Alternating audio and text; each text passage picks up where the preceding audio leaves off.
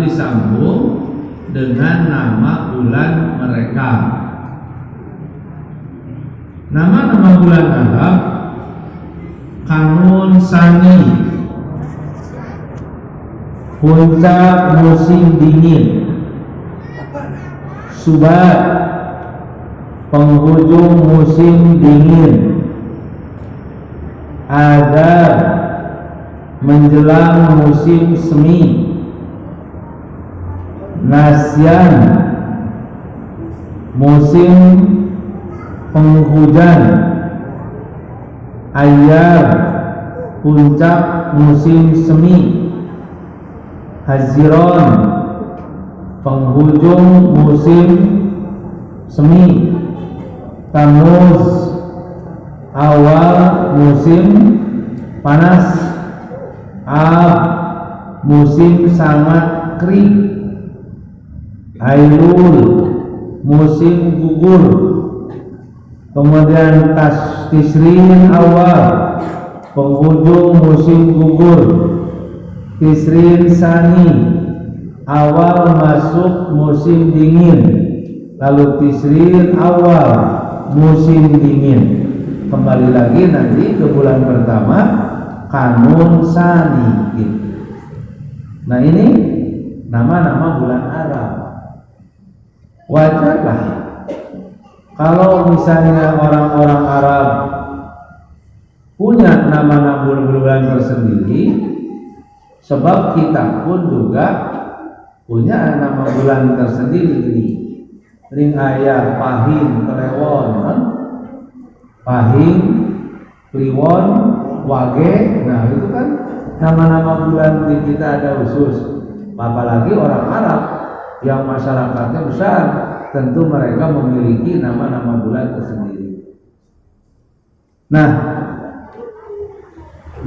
perbedaan Hijriah dan Masehi, baik menghitung waktu dengan menggunakan perjalanan matahari yang melahirkan tahun Masehi, maupun menghitung dengan mempergunakan perjalanan bulan yang melahirkan Hijri, maka satu tahun itu tak sama 12 bulan. Namun kalau dilihat dari sisi jumlah, terdapat perbedaan antara Masehi dengan Hijri. Nah, perbedaannya ada pada surat Al-Kahfi ayat 25. Orang Yahudi dan orang Arab bertanya kepada Nabi, berapa lama Ashabul Kahfi berada di dalam goa? Maka dijawab lewat wahyu.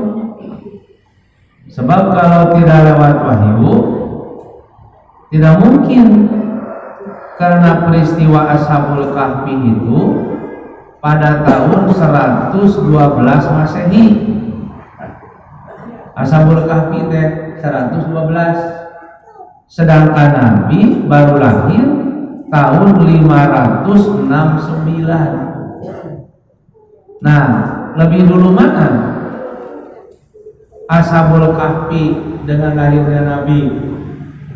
Ashabul Kahfi itu pengikut Nabi Isa, adanya di dalam goa tahun 112, sedangkan Rasul lahir tahun 569. Berarti perbedaannya yaitu 470-an ya, 450.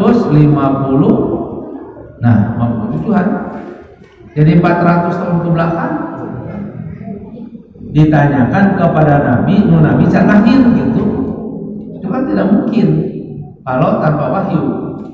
Maka lewat wahyu dijawab, mereka tinggal di dalam goa 300 tahun dan mereka menambahnya 9 tahun.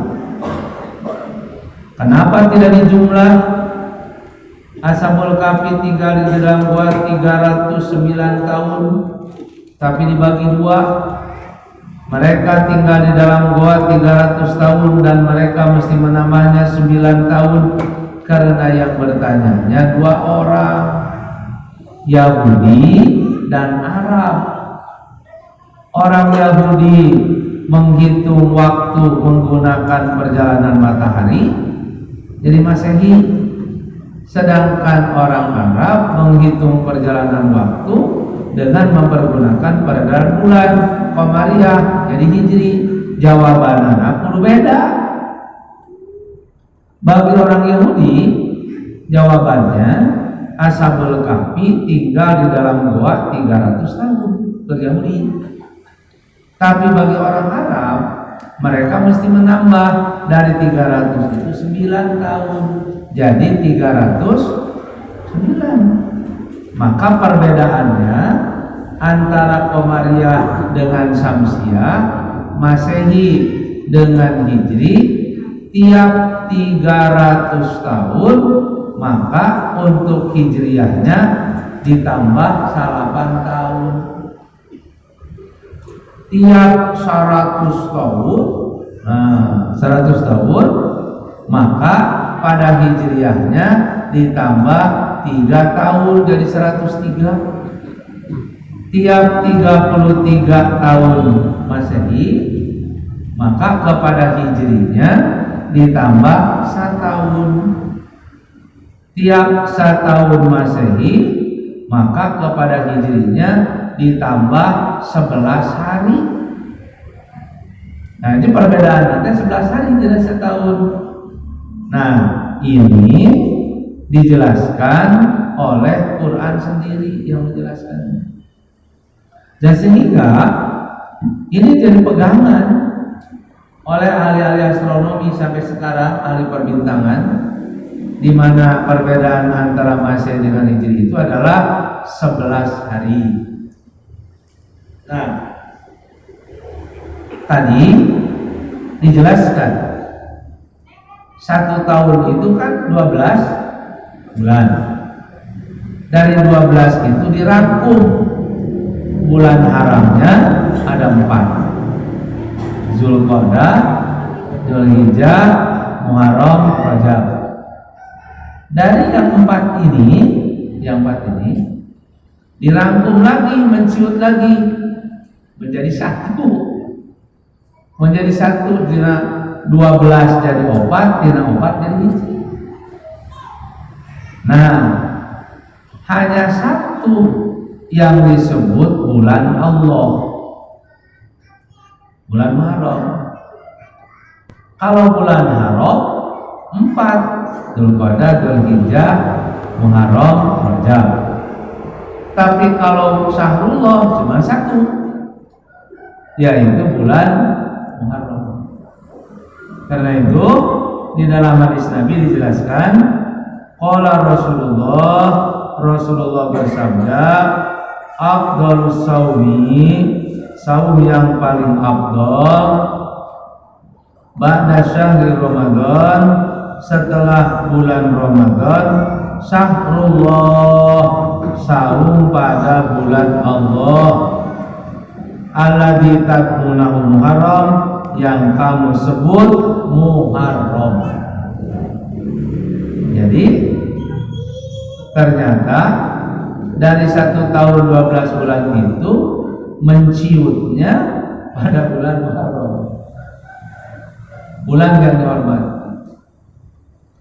Karena itu Muharram dijadikan bulan pertama dalam tahun Hijriyah oleh Bapak kalender Hijriyah, oleh Umar bin Khattab. Nah, pada masa Umar, nama bulan sudah ada, nama hari sudah ada, tanggal sudah ada, cuman yang belum ada itu nama tahun. Maka bermusyawarah pada zaman Umar, tahun di dalam Islam mengambil momentum keberhasilan Islam, yaitu mulai dari hijrah. Lalu ditetapkan bulan pertamanya adalah Muharram. Di zaman Nabi, nama bulan sudah ada, nama hari sudah ada, nama tahun yang belum ada. Nah, pada zaman Nabi, nama tahun itu menggunakan peristiwa besar. Peristiwa besar. Karenanya Rasulullah SAW lahir hari Senin, tanggal 12 bulan Rabiul Awal, tahun gajah. Jadi menggunakan peristiwa besar. Karena pada menjelang 50 hari menjelang Rasul lahir, terjadi peristiwa Raja Abraha dengan pasukan gajahnya menyerang Ka'bah. Maka disebutkan Rasul lahir itu ialah Senin tanggal 12 bulan Rabiul Awal tahun gajah. Ya tidak mungkin Nabi disebut Muhammad lahir hari Senin tanggal 12 bulan Rabiul Awal tahun Hijriah. Belum ditetapkan nama tahun Hijriah. Belum ada, karena penetapan tahun Hijriah baru muncul pada masa Khalifah Umar bin Khattab. Nah, kenapa bulan Muharram jadi bulan pertama dalam tahun Hijriah? Pertama, karena bulan itu disebut bulan Allah. Bukan karena hijrah, bukan. Jangan salah juga memahami bahwa bulan Muharram bulan pertama dalam tahun Hijriah karena hijrahnya Nabi. Tidak ada hijrah pada bulan Muharram itu. Tidak ada hijrah. Makanya kita suka mendengar speaker yang berbicara, mari kita sambut tahun baru Islam pada bulan Muharram karena di sanalah hijrahnya Nabi. Nah, tolong bejaan ke speaker, salah gitu. Gaya hijrah di Muharram hijrahnya Nabi mah itu dari Mekah ke Madinah bulan Rabiul Awal. Bulan Rabiul Awal sama, lahir, hijrah, wafat bagi Nabi itu. Nabi lahir hari Senin tanggal 12 bulan Rabiul Awal. Nabi hijrah hari Senin tanggal 12 bulan Rabiul Awal. Nabi wafat hari Senin tanggal 12 bulan Rabiul Awal. Satu keistimewaan bagi Nabi, harinya sama, tanggalnya sama, bulannya sama, Rabiul Awal. Tapi jangan dipegang untuk kita. Ibu lahir tanggal sabaraha, tanggal satu poe naon, poe Kamis, jigana pas berenang kete maut poe Kamis. Nah, itu bagi Nabi. Yang kedua, kenapa Muharram sebagai bulan pertama dalam tahun Hijriah? Karena Allah memilih Muharram bulan keutamaan dan kemenangan bagi para nabi. Di sini nih pentingnya. Jadi ada apa pada bulan Muharram teh? Allah memilih karena bulan Allah teh peristiwa-peristiwa besar, kemenangan-kemenangan bagi para nabi dan rasul. Tidak pada bulan Ramadan, tidak pada bulan Syawal, tidak juga pada bulan Rajab, tapi Allah memilihnya bulan Muharram. Nah, saya kutip dari tulisannya Syekh Abdullah bin Husain Al-Makhdum dalam kitabnya Al-Hikmah Al-Balighah bi Khutab Suhun halaman ke-11. Di sana dituliskan oleh beliau, oleh Syekh Abdullah bin Husain, khalaqallahu Adam. Allah menciptakan Nabi Adam Muharram. Nufikha fihi ruh. Ruh ditiupkan Muharram. Askanahul jannata. Allah menempatkan Adam di surga bulan Muharram. Sujudul malaikati lahu. Para malaikat sujud kepada Adam Muharram. Ibtalahu bidzanbi. Allah menguji Adam dengan dosa Muharram. Taballah alaih. Allah menerima tobatnya Nabi Adam bulan Muharram. Najanuhan wa man amanahu minal gharaq. Allah menyelamatkan Nabi Nuh dan orang-orang yang beriman dari banjir pada bulan Muharram. Berapa lama banjirnya? Mulai di bulan Rajab, akarak surut bulan Muharram. Berarti setengah tahun, genep bulan banjir nanti. Nabi Nuh Matak banjir daya kolot saminggu berenang. Sana nawar dibandingkan dengan banjirna Nabi Nuh alaihissalam. Rafa Idris fauqa sama'i rabi'ah. Allah mengangkat Nabi Idris ke langit yang keempat. Nabi Idris melihat surga, kenikmatan-kenikmatan. Akhirnya Nabi Idris tidak mau kembali lagi ke bumi, maka Nabi Idris diwafatkan di langit yang keempat. Maka tongneangan kuburan Nabi Idris di mana? Mahayang. Lantaran Nabi Idris mah maut nanti di langit yang keempat. Sama dengan Nabi Isa alaihissalam, yaitu Allah mengangkatnya di langit. Dua nabi yang Allah Subhanahu wa taala adalah wafatkan di langit. Kemudian atfa'ana Namrud Ibrahim. Allah memadamkan api Raja Namrud yang membakar Ibrahim pada bulan Muharram. Rodda walada Yaqub ba'da dihabihi.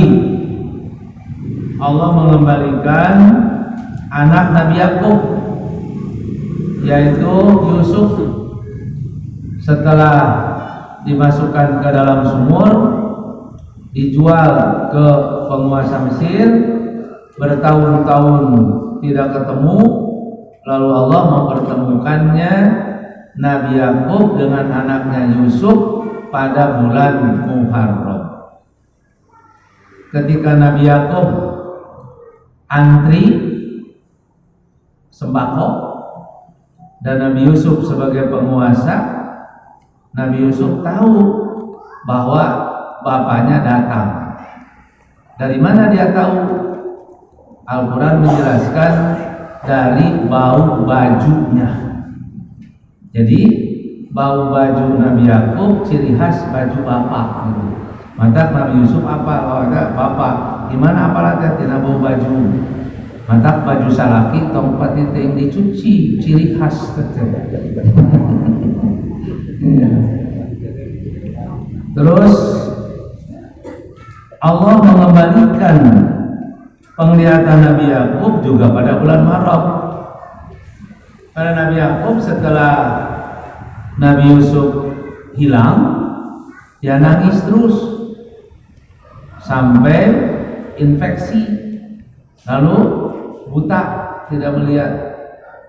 Terutama dia sering menangisnya di malam hari ketika hening. Makanya menurut dokter itu, kebetulan kakak saya kan yang paling gede tadinya melihat, kemudian jadi tidak melihat, buta, tidak melihat dari katarak, kemudian katarak sampai tidak melihat. Ketika ditanya dokter, ibu suka nangis, Ya, kebetulan kakak saya suka nangis ketika suaminya beristri lagi. Nah, ibu nangisnya suka siang atau malam? Nah, kata kakak saya malam. Nah, itu yang menyebabkan tidak melihat kata dokter itu ahli mata, karena air mata di malam hari itu cenah seket pikeun membuat infeksi yang membuat menjadi buta. Maka kalau ibu-ibu curi tong penting isuk-isuk yang penting masuk Nabi aku kalau menangisnya malam hari sehingga membuat matanya jadi infeksi, jadi tidak melihat. Lalu Allah mengembalikannya pada bulan Muharram. Taba Daud, Allah menerima tobat Nabi Daud. Wajala khalifah, dan Allah menjadikan Nabi Daud sebagai khalifah. Kenapa Nabi Daud bertobat? Karena menyadari akan kesalahan. Apa kesalahan Nabi Daud? Kesalahan Nabi Daud salah menghukumi. Ada seorang datang pada Nabi Daud, lalu dia katakan, saya punya kambing seekor, sedangkan dia punya kambingnya 99. Dia maksa saya agar kambing saya yang satu-satunya diberikan kepada dia, karena dia ingin genap kambingnya jadi 100. Lalu Nabi Daud langsung menghukumi, wah itu orang rakus, dia sudah punya 99, kamu cuma punya 1, ingin jadi 100, padahal dia sudah punya banyak. Maka dihukum Nabi Daud, dia yang salah, kamu benar. Lalu Nabi Daud ditegur Allah atas kesalahannya. Seharusnya firman Allah, kamu mendengar dari kedua-duanya itu, jangan mendengar yang sepihak. Sebab bisa jadi sebenarnya si yang punya 99 itu kambingnya 100, kambing dia itu 100, cuman dicuri oleh si ini 1, jadi tinggal 99. Untuk menutupi kesalahannya, itu pinter kan, 55. Nah, Pak pinter, maka saya punya 1, dia punya 99. Kambing saya dipaksa supaya diambil 1 jadi 100. Lalu dengan mendengar kata-kata itu Nabi Daud mengatakan, dia salah, kamu benar. Tapi kalau mendengar kedua-duanya, justru yang salah itu dia anu punya kambing 1. Sebab kambing 1 teh lain manehna. Hakikatna kambing anu boga 80 salapan ngan dipaling hiji gitu. Jadi tinggal 88. Maka Nabi Daud bertobat ke hadirat Allah, salah dalam menghukumi, dan Allah menerima tobatnya adalah pada bulan Muharram. Wajara khalifata, dan Allah mengangkat Nabi Daud jadi khalifah pada bulan Muharram, sehingga Bani Israel maju dan berkembang. Mulai dari sini keemasan Bani Israel itu pada bulan Muharram. Radda Sulaiman mulkahu ba'da dihabihi, Allah mengembalikan kekuasaan Nabi Sulaiman setelah hilang. Kekuasaan Nabi Sulaiman pernah hilang ketika Nabi Sulaiman pergi ke Yaman, lalu pemerintahannya diserahkan kepada bawahannya. Tiba-tiba iblis menyerupai Sulaiman. Dia memimpin si iblis itu. Maka orang-orang yang ada di bawah mengira bahwa itu Sulaiman, padahal itu Sulaiman aspal. Nah, Sulaiman asli tapi palsu, asli tapi hakikat nama palsu. Begitu Sulaiman datang dari Yaman, kok kenapa di Palestina ada 2 Sulaiman? Maka Allah memberitahu itu iblis. Lalu iblis kembali ke iblis, kerajaan Sulaiman diserahkan lagi kepada Nabi Sulaiman. Allah mengembalikan kekuasaannya pada bulan Muharram. Anja Musa wa qaumahu min Fir'aun. Allah menyelamatkan Nabi Musa dan kaumnya dari kejaran Fir'aun. Nabi Musa diusir oleh Fir'aun dengan kaumnya Bani Israel, dan Allah menyuruh untuk menempati Palestina. Begitu Nabi Musa melewati Laut Merah, selamat, berada di pinggir, dan selamatnya itu bulan Muharram tanggal 10. Bahkan dijelaskan lagi, Nabi Nuh juga turun dari perahu itu Muharram tanggal 10. Nabi Musa diselamatkan dari kejaran Firaun tanggal 10 Muharram. Makanya orang-orang Bani Israel mereka saum tanggal 10 Muharram yang disebut dengan Asyura. Dan ini yang menjadi dasar saumnya umat Muhammad, Asyura pada bulan Muharram. Lalu Nabi menambahnya bagi umat Muhammad itu 9, yaitu Tasu'a, sehingga hukumnya sunat, Tasu'a dan Asyura. Ini dari sini, dari bulan Muharram diselamatkannya Nabi Musa alaihissalam.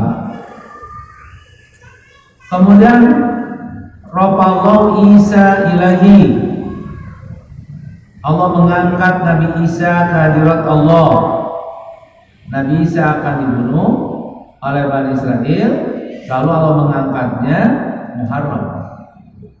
Akramallahu Nabi Muhammad imaman wa hum ma'mum. Allah memuliakan Nabi Muhammad sebagai imam, sedangkan yang lainnya adalah makmum. Jalal kitab muhaiminan alal kutub. Allah menjadikan kitab Al-Quran sebagai pengontrol terhadap kitab-kitab sebelumnya, Quran. Kemudian Basyara Muhammadan bisyafa'atil udma. Allah mengembirakan Muhammad dengan diberinya syafaat udma. Nabi-nabi lain tidak diberi syafaat udma. Kemudian Basyara Muhammad bimaqamil maqam. Allah memberi kabar gembira kepada Muhammad ditempatkan di tempat yang sangat terpuji. Ini Muharram. Nah, kalau kita lihat mulai sejak zaman Nabi Adam sampai dengan zaman Nabi Muhammad, bulan Muharram bulan pilihan Allah untuk keutamaan bagi para nabi dan rasul dan kemenangan bagi para nabi dan rasul. Makanya sekali lagi, Muharram bulan pertama dalam tahun Hijriah karena ini dia sebagai bulan Allah, Syahrullah, dan peristiwa-peristiwa penting bagi para nabi dan rasul Allah munculkannya pada bulan Muharram. Kalau karena hijrah itu kecil. Kalau karena hijrah mah hanya Nabi ngumpul, ini mah merangkum semua. Nah, sedangkan hijrah Nabi bersama para sahabat, kita dapat lihat di sini saya kutip, tidak ada satupun pada bulan Muharram.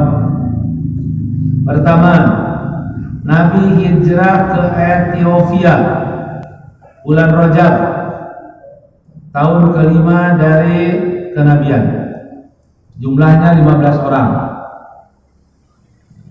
Lalu Nabi hijrah ke Ethiopia kedua, jumlahnya 101 orang. Ini Habasyah, Raja Habsyi, Najasyi. Kemudian Nabi hijrah lagi ke Taif. Ini bulannya Syawal, tahun ke-10 dari kenabian. Dan terakhir Nabi hijrah ke Madinah tahun ke-13 dari kenabian, bulan Rabiul Awal. Jadi tidak ada hijrah pada bulan Muharram. Nah, ada 3 catatan penting dalam bulan Rabiul Awal. Nah, yang tadi pertama, 12 Rabiul Awal Rasul lahir sekitar tahun 569 Masehi. 12 Rabiul Awal Rasulullah hijrah ke Madinah tahun 622 Masehi. 12 Rabiul Awal tahun ke-10 Hijrah sekitar tahun 632 Masehi Rasulullah meninggalnya Rasulullah SAW. Jadi lahir, hijrah, dan meninggal. Mana yang sering dilupakan oleh orang di antara nutilu? Lahir Nabi, orang suka ingat mana lahir Nabi, maka muncul Maulud.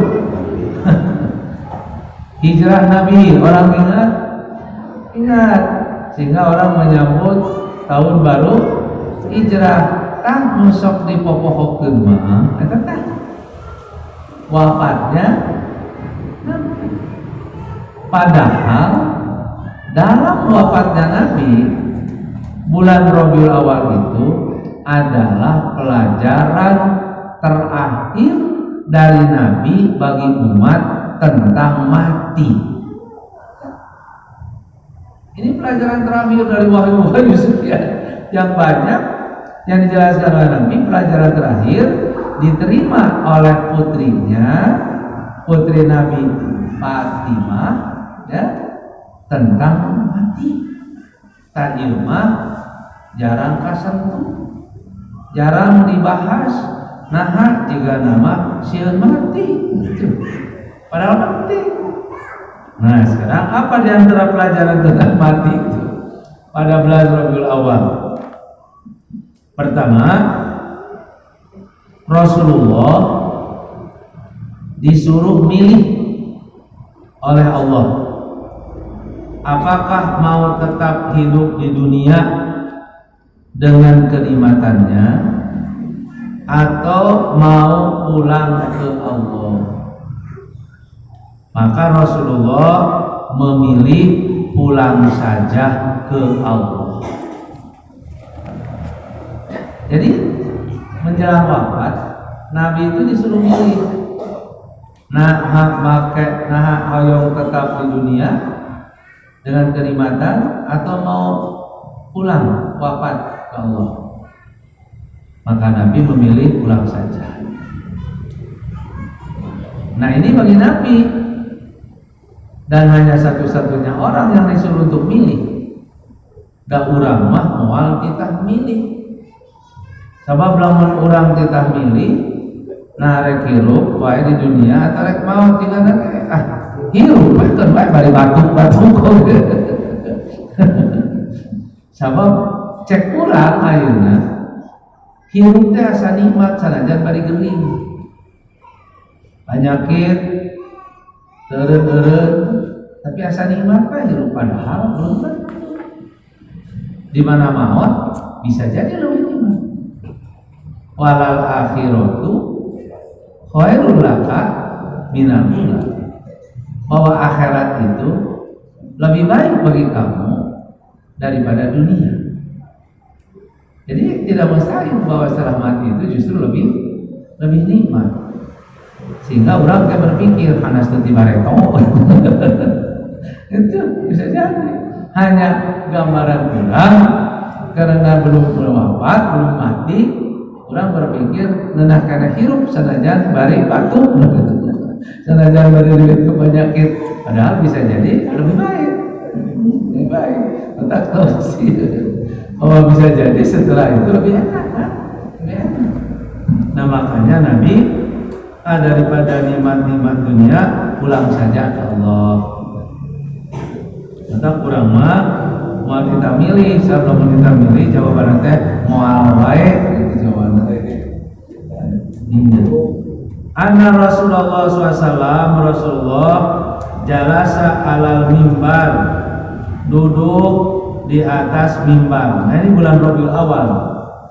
Faqala, lalu Rasul bersabda, inna abdan, ada seorang hamba. Rasul berkhutbahnya di hadapan para sahabat. Khayyarahullah, disuruh memilih oleh Allah. Baina ayyutiyahu min jahrati dunya, antara diberi hiasan-hiasan nikmat dunia masya'a yang dikehendaki Allah, wa baina ma indahu, dan suruh milih antara pulang berada di sisi Allah. Fakhtaro ma indahu, maka Rasul memilih pulang saja ke Allah. Nah, ketika Rasul menyampaikan khutbahnya ini, Abu Bakar geus paham bahwa Rasul sebentar lagi akan wafat. Makanya tidak lama setelah menyampaikan ini, hari Senin setelah sholat subuh Rasulullah wafat. Dan Abu Bakar tahu Rasulullah akan cepat meninggalkan mereka. Nah, namun menjelang wafatnya Nabi, putri Nabi Fatimah mendapatkan pelajaran penting dari Nabi yang terakhir. Apa dan bagaimana mati itu? Maka dijelaskan sebelum hadis ini sebenarnya panjang. Malaikat pencabut nyawa datang pada Nabi lalu meminta izin akan mencabut ruh Nabi. Dan kata malaikat itu, yang belum pernah aku minta izin kepada orang sebelummu. Engkau butuh aku, wahai Muhammad, kata malaikat pencabut nafas. Sebab kalau tidak dicabut ruhnya oleh malaikat pencabut ruh, berarti tidak akan mati-mati. Sedangkan yang mencabut ruh malaikatnya khusus. Maka kata malaikat, engkau butuh aku, wahai Muhammad, untuk mengeluarkan ruh itu. Maka Rasulullah mengizinkan. Jadi seolah-olah Rasulullah akan wafat itu sudah berdialog dengan malaikat dan sudah tahu bagaimana. Maka Rasulullah mengizinkan. Setelah mengizinkan, Rasulullah memasukkan kedua tangannya kepada bijanat yang ada di pinggir, yang ada air, lalu dimasukkan kedua tangannya itu, basahnya air, lalu diusapkan kepada wajahnya. Setelah diusapkan kepada wajahnya, keluarlah kalimat ini, la ilaha illallah, tidak ada Tuhan kecuali Allah. Inna lil mauti la sakaratun, sesungguhnya pada mati itu terdapat mabuk. Kalau minum minuman keras mabuk, tapi mabuk nate letih. Tapi kalau sakarat mah, sakaratnya artinya teh mabuk, keur sakarat artinya teh keur Mabuk, ngan mabuknya lebih dari minuman keras, sudah tidak bisa dikendalikan karena muter, pusing, ingin melihat tidak bisa, ingin bergerak juga tidak bisa, kan? Karena posisi sudah tidak berfungsi apa-apa. Nah, berdoalah Nabi menghadapi mati itu, siap-siap. Allahumma, ya Allah, innaka ta'khudur ruha, engkaulah yang mengambil ruh itu minal asobi, dari urat-urat saraf. Jadi awal mula mati itu dimatikannya urat-urat saraf. Matanya masih melihat, bibirnya masih bergerak, tapi urat sarafnya sudah mati. Wal qadimi, lalu engkau mencabut ruh itu dari sendi-sendi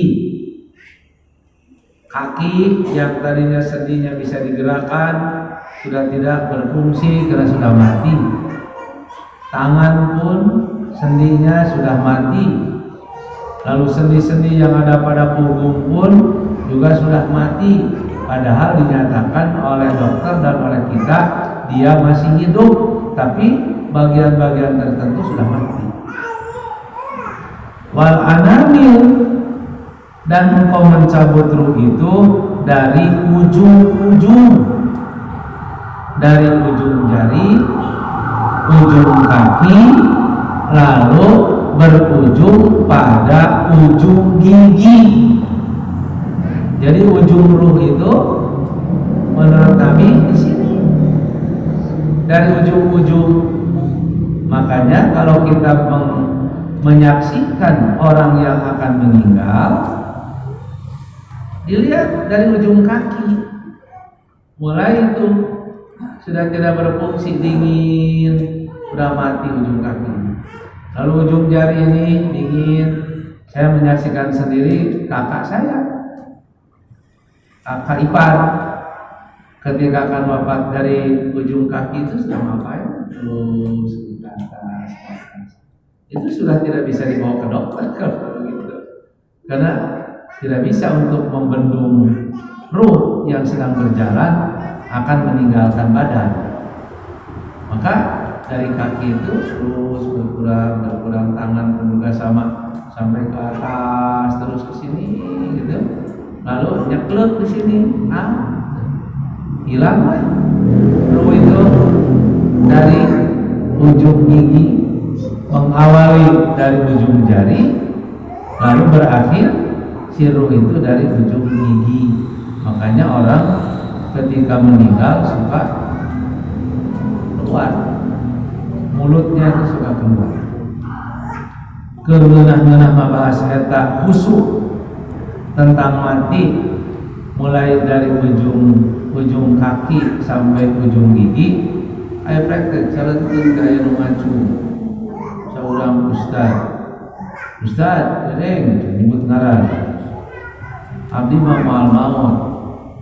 Nah, Nabi mau gigian. Memang giginya rontok kabeh gitu, diganti uji palsu. Lantaran berujung tidak ujung gigi, boleh moal maot lantaran mau gigian. Maka kesimpulannya dijawab, nu ompongnya pae. Bagus lah, itu serius ting. Nah, ketika sudah mendekat, maka Rasulullah berdoa, "Fa'inni alal maut, ya Allah, bantulah aku menghadapi kematian." Rasul minta dibantu, wahawinhu alayya, dan mudahkanlah mati bagiku. Ulah dinilakeun sakarat teh gitu kan, sebab aya jalma anu sakarat teh minggu-minggu bahkan aya jalma nu koma gitu kan, mangbulan-bulan. Maka Rasul meminta supaya dientengkan menghadapi mati. Karena itu tidak sedikit orang yang dimudahkan Allah dalam mati. Dia masuk ke kamar, sare teh terudangnya lebih kaisuk. Itu kan satu kemudahan. Teman saya di UPI capek pas maghrib, pas sholat maghrib masih kena pakai baju pokok, sare. Goyahkeun teh geus daya naon. Bukan tengah ripuh kan gitu banyak. Teu kudu neangan ambulan gitu. Nah enteng. Kita pasti akan mati, minta bantuan ke Allah, tapi keinginan kita adalah dimudahkan, tong dikakaya gitu kan. Pan aya jalma anu tahunan terus mereka adalah dalam keadaan koma, diberi makanan, kemudian diberi oksigen gitu kan, bertahun-tahun sehingga habis biaya sekian, yang ujung-ujungnya sama pulang ke Allah.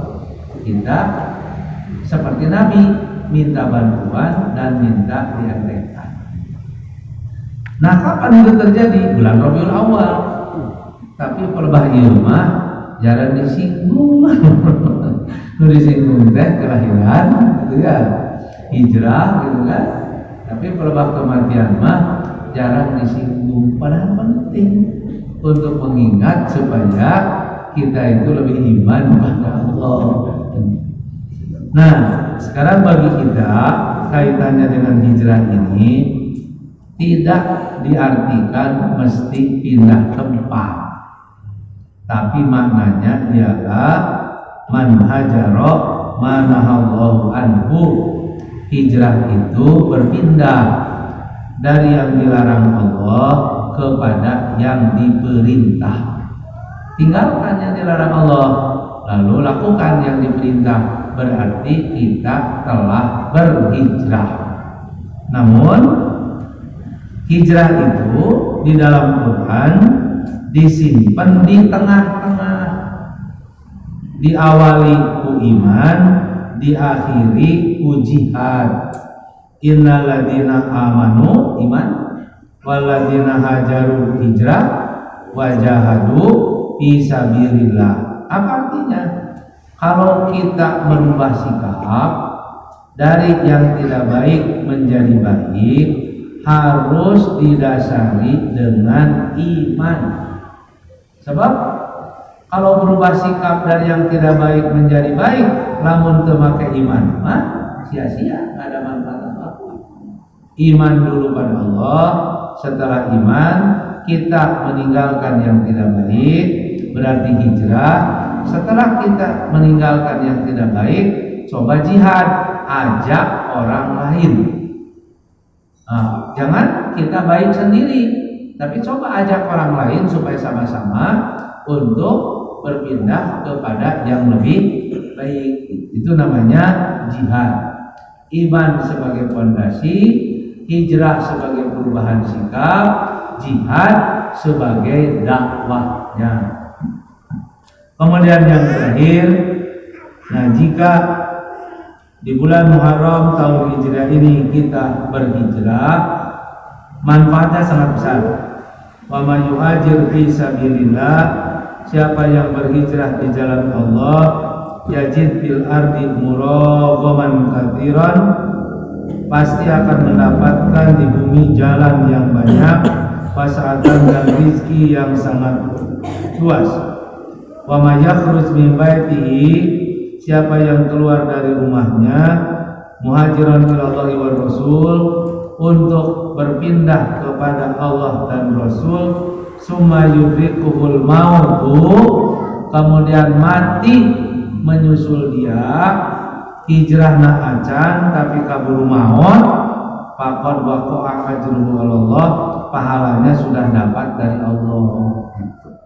Karena itu harus ada niat di dalam diri kita untuk berbuat baik. Seandainya can jadi berbuat baik karena kita kabur maut, maka kita sudah termasuk kepada orang yang muhajir, berhijrah di jalan Allah. Nah inilah makalah kita, yaitu bulan Muharram, bulan Syahrullah. Bulan Muharram adalah bulan Allah. Ada apa di bulan Muharram itu?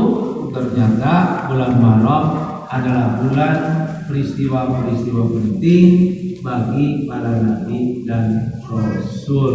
Bukan karena hijrahnya nabi, karena hijrah nabi pada bulan Rabiul Awwal. Aku lupa wijaya wa astagfirullah wa lakum. Assalamualaikum warahmatullahi